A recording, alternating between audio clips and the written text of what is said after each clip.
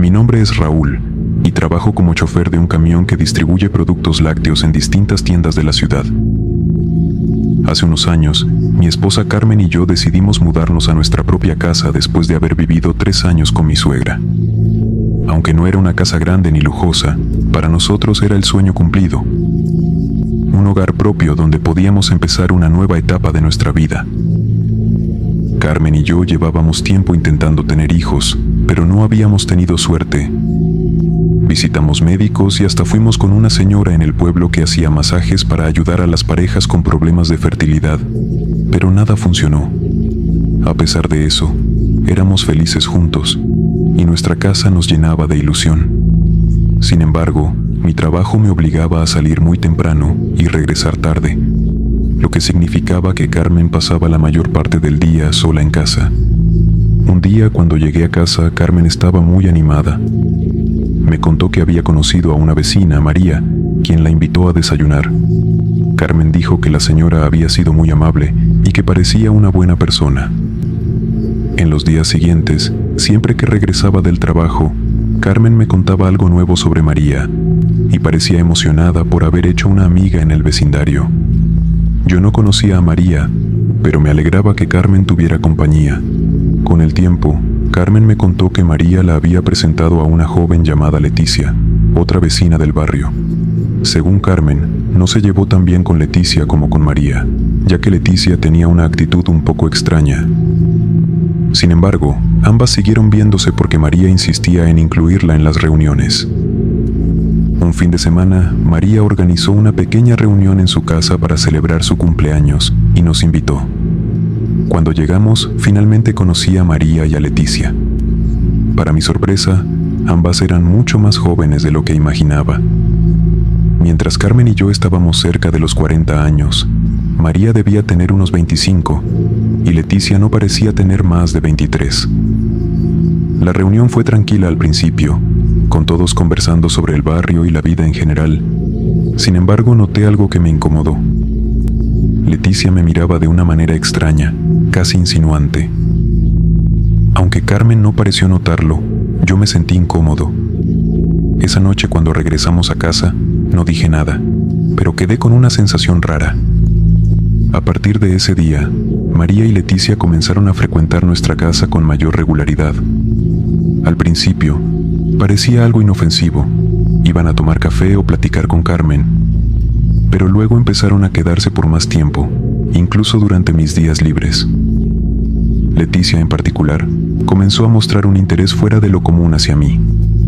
Un día, mientras estaba en el cuarto, Leticia abrió la puerta y susurró que quería verme a solas, para luego cerrarla rápidamente. Me sentí furioso, pero decidí no decirle nada a Carmen en ese momento.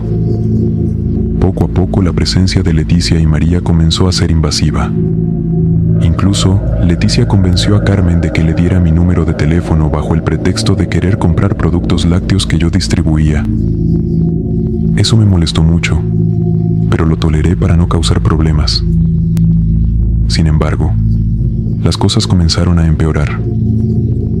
Después de que Leticia consiguiera mi número, comenzaron a llegarme mensajes de ella. Al principio eran preguntas aparentemente inocentes sobre los productos lácteos que vendía, pero con el tiempo se volvieron insinuaciones personales que me ponían incómodo. Decidí ignorarla, pero me preocupaba que Carmen no notara lo que estaba ocurriendo. Un día, decidí hablar con Carmen por teléfono mientras estaba trabajando. Le pedí que limitara las visitas de Leticia y María, ya que no confiaba en ellas. Carmen me dijo que no me preocupara y que no veía nada extraño en sus comportamientos.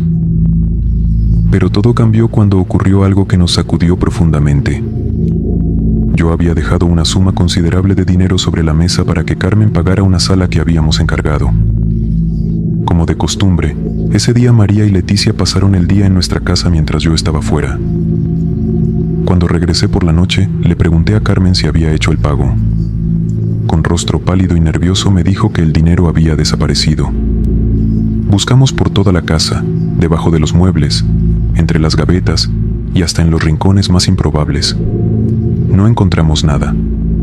Durante la búsqueda, Carmen encontró algo aterrador. Debajo de nuestra cama Había una paloma muerta con un lazo rojo amarrado a su cuello, y su cuerpo estaba vacío, como si le hubieran sacado los órganos. Además, en las gavetas de nuestra ropa interior, encontramos mechones de cabello que no eran nuestros. Carmen quedó petrificada. Solo ellas dos tenían acceso a nuestra casa, y la conclusión era evidente. Algo oscuro estaba ocurriendo. Esa noche, no logramos dormir. Carmen comenzó a sentirse extraña. Tenía dolores de cabeza intensos y una sensación de peso en el cuerpo. También empezó a quejarse de punzadas en el estómago, como si le clavaran agujas. Ningún medicamento aliviaba su malestar. Sabíamos que algo andaba mal, pero no teníamos pruebas para acusarlas directamente.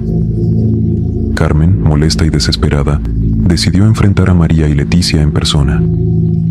Las acusó de haber robado el dinero y de haber hecho algo para dañarnos. Ambas se ofendieron y reaccionaron con furia, amenazándola.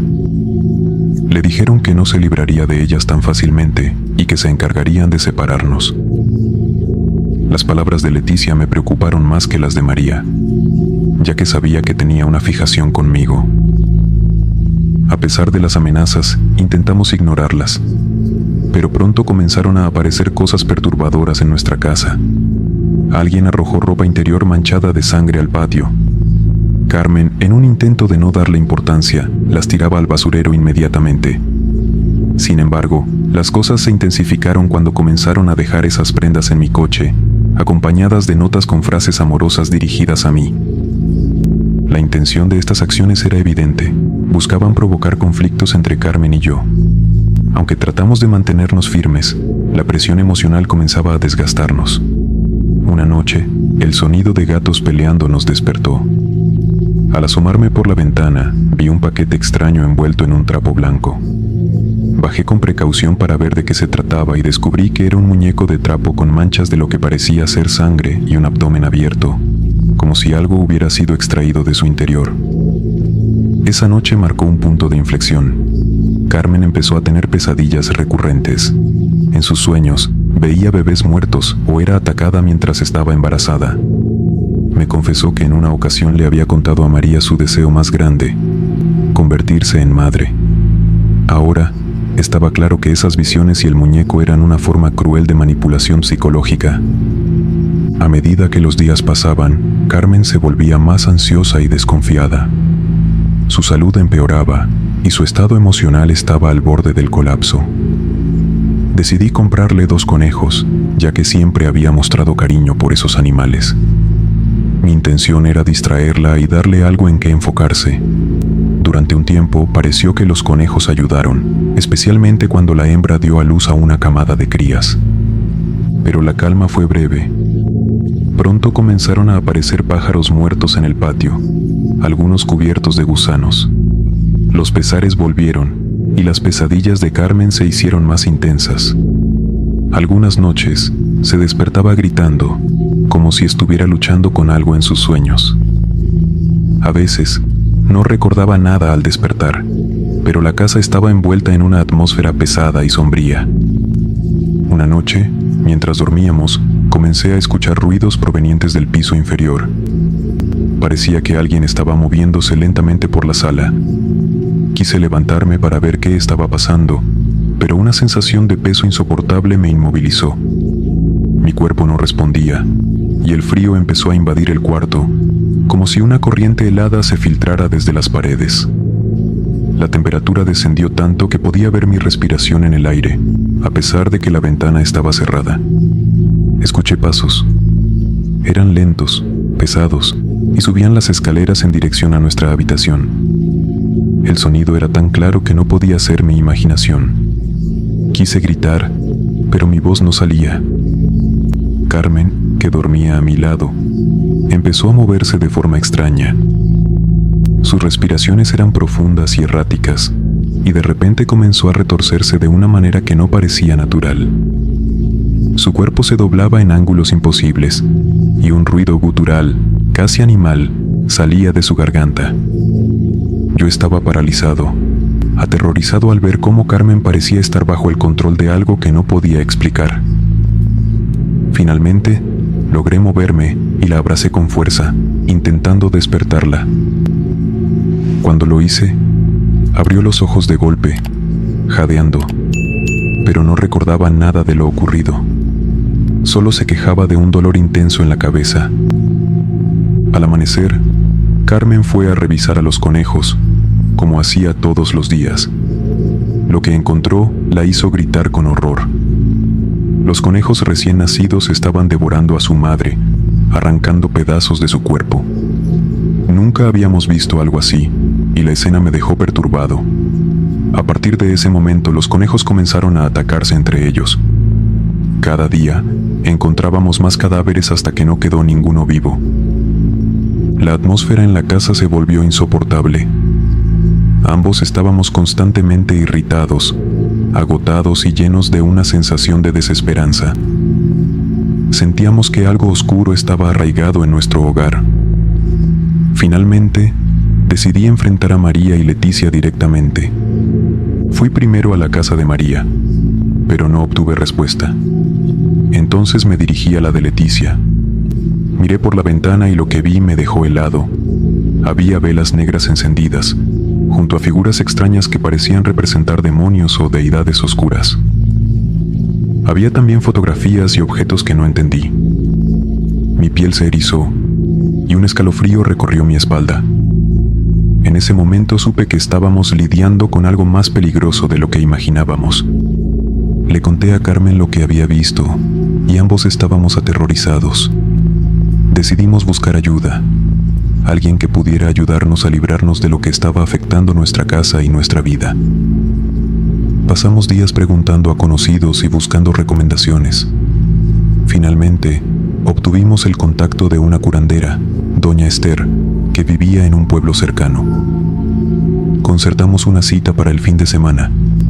Sin embargo, como si algo diabólico estuviera en juego, María y Leticia parecieron enterarse de que estábamos buscando ayuda. A partir de ese momento, las cosas se intensificaron. Las noches se volvieron aún más perturbadoras, y los eventos extraños comenzaron a afectar no solo a Carmen, sino también a mí. Una madrugada, desperté al escuchar ruidos provenientes del cuarto de Carmen. La encontré retorciéndose violentamente en la cama, con sonidos de huesos crujiendo que parecían provenir de su cuerpo. Intenté sujetarla y despertarla, pero no respondía. Su rostro estaba desfigurado por el dolor, y su cuerpo se movía de maneras imposibles.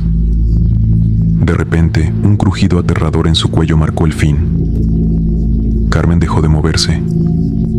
Me quedé paralizado, sin poder creer lo que acababa de presenciar. Mi esposa había muerto ante mis ojos, víctima de algo que no podía explicar.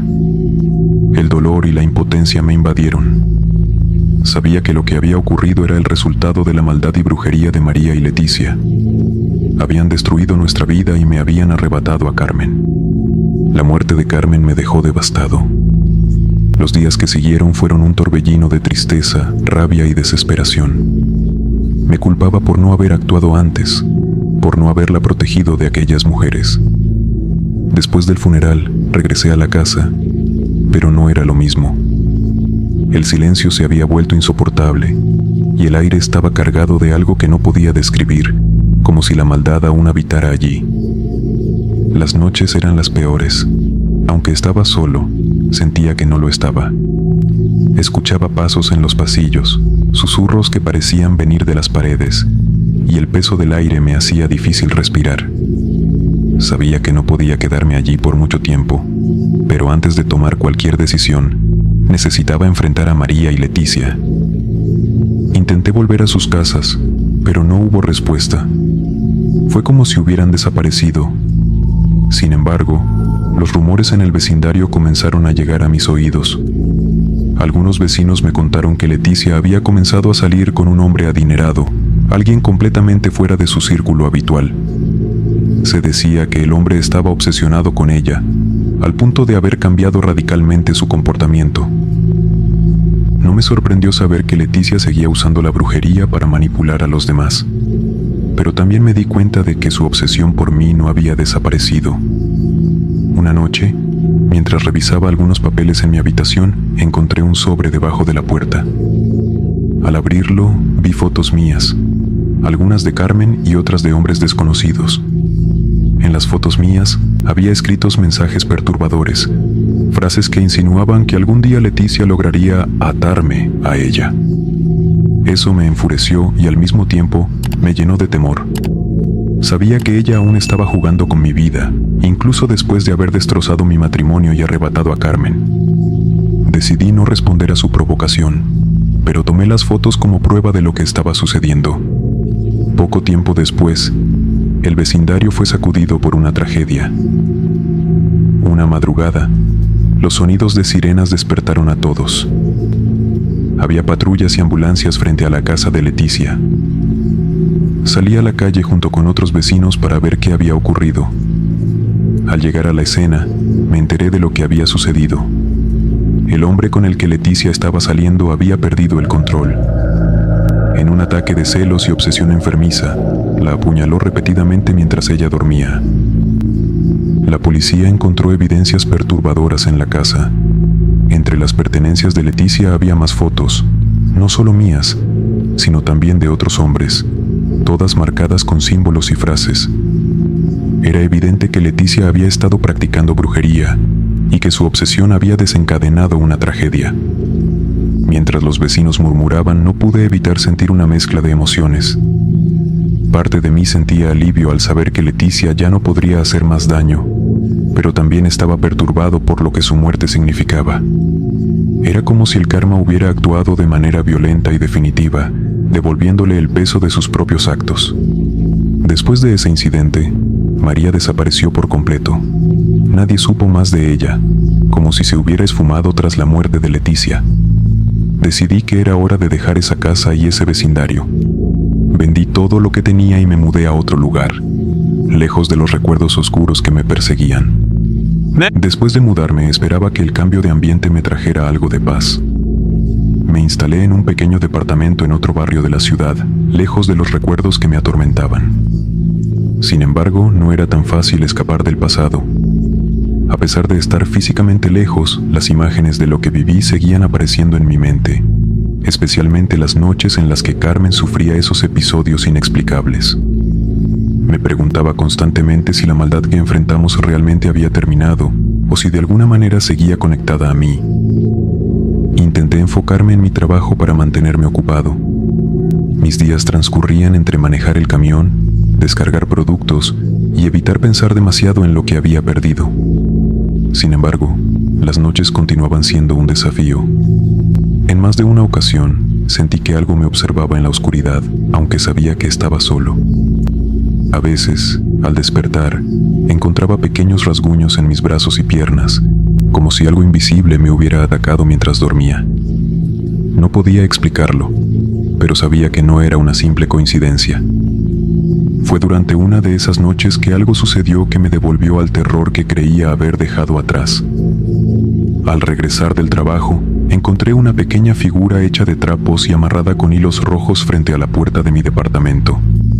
La reconocí de inmediato. Era un muñeco similar al que habían dejado en mi casa anterior. Mi corazón se aceleró y un frío recorrió mi cuerpo. Pensé que podría tratarse de alguien más intentando asustarme, pero no podía ignorar la conexión con lo que ya había vivido. Al día siguiente, decidí buscar ayuda nuevamente. Recordé a doña Esther, la curandera que habíamos contactado antes de que Carmen falleciera. Sentí que debía terminar lo que habíamos comenzado. Aunque dudé por un momento, al final decidí ir a verla y contarle todo lo que había sucedido. Cuando llegué a su pequeña casa en un pueblo cercano, doña Esther me recibió con amabilidad. Era una mujer mayor, de cabello gris y ojos profundos, que parecían ver más allá de lo evidente. Le expliqué todo lo que había vivido. La maldad de Leticia y María, las cosas extrañas que ocurrieron en mi casa, y cómo incluso después de mudarme seguía sintiendo que algo me perseguía. Doña Esther escuchó atentamente y, tras un largo silencio, me dijo que lo que enfrentábamos no era algo común. Según ella, Leticia había dejado una marca en mi vida, un vínculo creado por los rituales que practicaba. Me explicó que, aunque Leticia ya no estuviera viva, la energía que había invocado seguía activa, alimentándose del sufrimiento que había dejado atrás. La curandera me ofreció su ayuda, pero advirtió que el proceso sería largo y exigente. Acepté sin dudarlo, dispuesto a hacer lo que fuera necesario para librarme de esa sombra que seguía presente en mi vida. Doña Esther me pidió que regresara a su casa en la madrugada del día siguiente, ya que sería el momento más adecuado para realizar el ritual. Me indicó que trajera algunos objetos personales que tuvieran un fuerte vínculo conmigo y con Carmen, como una fotografía de nosotros dos, una prenda de ropa que ella hubiera usado y algo que yo utilizara regularmente en mi trabajo.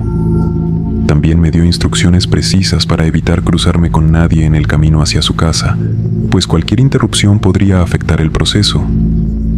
Esa noche, mientras reunía los objetos, sentí una mezcla de esperanza y miedo.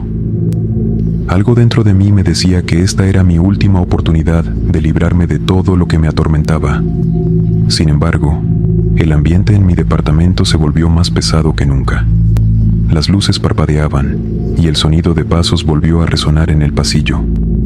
Sabía que no podía permitir que el miedo me paralizara, así que me aferré a la idea de que estaba cerca de encontrar una solución. Al llegar a la casa de doña Esther, el ambiente era completamente distinto. Su hogar, aunque humilde, irradiaba una tranquilidad que contrastaba con la opresión que sentía en mi propia casa. La curandera ya tenía todo preparado: velas blancas, hierbas aromáticas y figuras religiosas rodeaban una mesa en el centro de la habitación. En el aire flotaba un aroma a incienso que parecía calmar mis nervios. Doña Esther comenzó el ritual encendiendo las velas y rezando en voz baja. Me pidió que colocara los objetos sobre la mesa y, mientras lo hacía, ella empezó a quemar las hierbas. El humo llenó la habitación y un calor extraño me envolvió. Luego, con una voz firme, empezó a pronunciar palabras en un idioma que no entendí. A medida que hablaba, sentí que el aire se volvía más denso, como si algo invisible estuviera resistiéndose. De repente, las velas comenzaron a parpadear, y el humo de las hierbas tomó una forma que parecía moverse por la habitación. Doña Esther me indicó que no cerrara los ojos ni mirara hacia otro lado, sin importar lo que sucediera. Entonces, con un movimiento rápido, tomó un frasco de líquido transparente y lo vertió sobre los objetos en la mesa. El líquido comenzó a burbujear, y un olor fuerte y desagradable llenó el aire. En ese momento sentí una presión en el pecho, como si algo estuviera tratando de aferrarse a mí. La curandera levantó una cruz de madera y la sostuvo frente a mí. Con voz autoritaria, comenzó a ordenar que lo que me estaba atormentando se retirara. Fue entonces cuando un ruido ensordecedor llenó la habitación, como un rugido profundo que parecía venir de todas partes. Las velas se apagaron de golpe, y por un momento, todo quedó en silencio. Cuando las luces volvieron, doña Esther me miró con una expresión de cansancio, pero también de triunfo. Me dijo que el ritual había sido exitoso, pero que debía mantenerme alerta. Según ella, la energía que Leticia había dejado en mi vida era poderosa, y aunque había sido debilitada, aún podía intentar regresar si no seguía ciertas precauciones. Después del ritual, sentí un alivio inmediato, como si un peso hubiera sido levantado de mis hombros. Doña Esther me entregó un amuleto y me pidió que lo mantuviera siempre cerca. Según ella, serviría como una barrera protectora contra cualquier energía negativa que intentara regresar. También me recomendó realizar ciertas oraciones diariamente y evitar hablar de lo sucedido con otras personas, pues hacerlo podría reactivar el vínculo con el pasado. Regresé a mi departamento con una sensación de esperanza, pero también de cautela. Quería creer que todo había terminado, pero sabía que las cicatrices de lo que viví no desaparecerían tan fácilmente. Durante las semanas siguientes, comencé a notar cambios. Las noches eran más tranquilas, los extraños sonidos desaparecieron, y por primera vez en mucho tiempo, pude dormir sin interrupciones. Sin embargo, el proceso de reconstruir mi vida fue más difícil de lo que imaginaba. Cada rincón de mi nuevo hogar me recordaba lo que había perdido. Las imágenes de Carmen seguían apareciendo en mi mente, y a veces me sentía consumido por la culpa. Me preguntaba constantemente si hubiera podido hacer algo diferente para salvarla. Pero con el tiempo, aprendí a aceptar que algunas cosas estaban fuera de mi control. Un día, mientras limpiaba el departamento, encontré una caja que no había abierto desde mi mudanza. Dentro, había fotos de Carmen y de nuestra vida juntos, recuerdos de los momentos felices antes de que todo se desmoronara. En ese momento, comprendí que, aunque la maldad nos había arrebatado mucho, no podía permitir que también se llevara los buenos recuerdos que compartimos. Decidí donar muchas de nuestras cosas a un orfanato cercano. Quería que esos objetos, que una vez fueron parte de nuestra felicidad, pudieran traer alegría a alguien más. También empecé a involucrarme en actividades comunitarias, ayudando a vecinos y participando en eventos locales. Poco a poco, mi vida comenzó a tomar un nuevo rumbo. A pesar de todo, nunca dejé de llevar el amuleto que doña Esther me dio. Aunque las cosas parecían haberse calmado, sabía que el mundo estaba lleno de energías que no siempre podíamos comprender. Lo que viví me enseñó a ser más cuidadoso y a valorar las cosas simples, pero también a mantenerme alerta ante cualquier señal de peligro. Un año después, volví a visitar a doña Esther para agradecerle por su ayuda. Al verme, me sonrió y me dijo que se alegraba de verme más tranquilo. Me recordó que el pasado nunca desaparece por completo, pero que tenía el poder de decidir cómo vivir con él. Sus palabras resonaron en mí, y desde entonces, trato de enfocarme en lo que tengo en lugar de lo que perdí. Hoy, miro hacia atrás, y veo una historia llena de dolor y oscuridad, pero también de resistencia y aprendizaje. Sé que la maldad existe, y sé de lo que es capaz, pero también sé que, con la ayuda correcta y la voluntad de seguir adelante, es posible encontrar la luz, incluso en los momentos más oscuros.